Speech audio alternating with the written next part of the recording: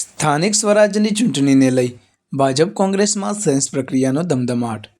જિલ્લાની 497 બેઠક માટે દાવેદારોના દાડા. મહેસાણા મહાનગરપાલિકાની પ્રથમ ચૂંટણી પર સૌની નજર. મહેસાણા જિલ્લામાં સ્થાનિક સ્વરાજ્યની સંસ્થાઓની આવનારી ચૂંટણીને લઈ રાજકીય માહોલ ગરમાયો છે. આગામી 29 એપ્રિલે યોજાનારી સામાન્ય ચૂંટણી અને પેટા ચૂંટણીને ધ્યાનમાં રાખીને ભાજપ અને કોંગ્રેસ દ્વારા ઉમેદવારોની સેન્સ લેવાની પ્રક્રિયા તેજ ગતિએ ચાલી રહી છે. જિલ્લા પંચાયતો.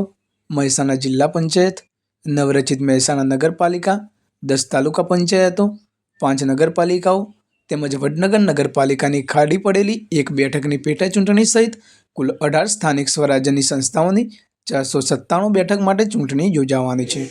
છેલ્લા 2 દિવસથી ભાજપના કમલમ કાર્યાલય ખાતે ચૂંટણી લડવા ઈચ્છુક દાવેદારો તેમનું સમર્થકો ઘસારો જોવા મળી રહ્યો છે. મંદ પાંચમમાં મેળા જેવો માહોલ સર્જાયો હોવાનું રાજકીય વર્તુળોમાં ચર્ચાઈ રહ્યું છે. મળતી માહિતી મુજબ આજે, આવતીકાલે અને ત્યારબાદના દિવસોમાં પણ સેન્સ પ્રક્રિયા ચાલુ રહેશે. બીજી તરફ કોંગ્રેસે દાવો કર્યો છે કે પાર્ટીએ લગભગ 1.5 માસ પૂર્વેથી જ સેન્સ પ્રક્રિયા શરૂ કરી દીધી હતી.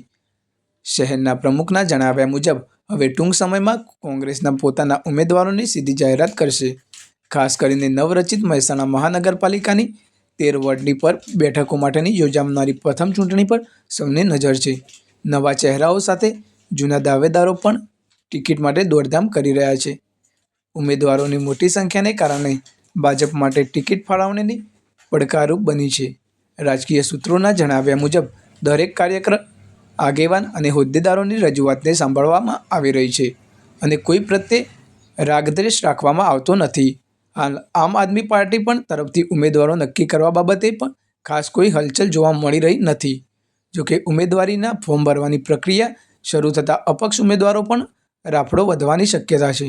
સેન્સ પ્રક્રિયા પૂર્ણ થયા બાદ નિરીક્ષકો પ્રદેશ કક્ષાએ રિપોર્ટ સોંપશે.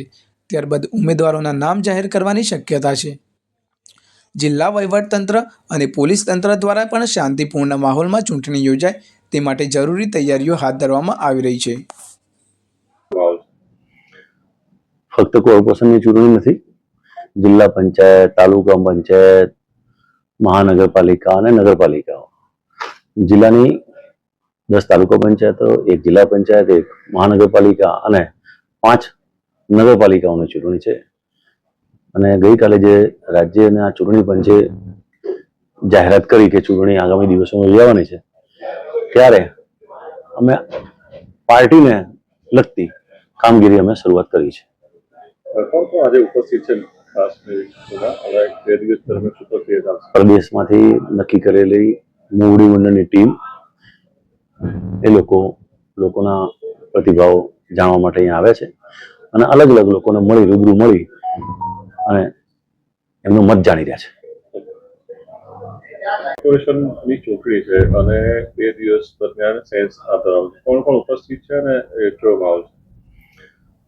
ફક્ત કોર્પોરેશનની ચૂંટણી નથી, જિલ્લા પંચાયત, તાલુકા પંચાયત, મહાનગરપાલિકા અને નગરપાલિકાઓ. જિલ્લાની 10 તાલુકા પંચાયતો, 1 જિલ્લા પંચાયત, 1 મહાનગરપાલિકા અને 5 નગરપાલિકાઓની ચૂંટણી છે. અને ગઈકાલે જે રાજ્યના ચૂંટણી પંચે જાહેરાત કરી કે ચૂંટણી આગામી દિવસોમાં યોજાવાની છે, ત્યારે અમે પાર્ટીને લગતી કામગીરી અમે શરૂઆત કરી છે. આજે ઉપસ્થિત છે પ્રદેશમાંથી નક્કી કરેલી મોવડી મંડળની ટીમ, એ લોકોના પ્રતિભાવ જાણવા માટે અહીંયા આવે છે અને અલગ અલગ લોકોને રૂબરૂ મળી અને એમનું મત જાણી રહ્યા છે.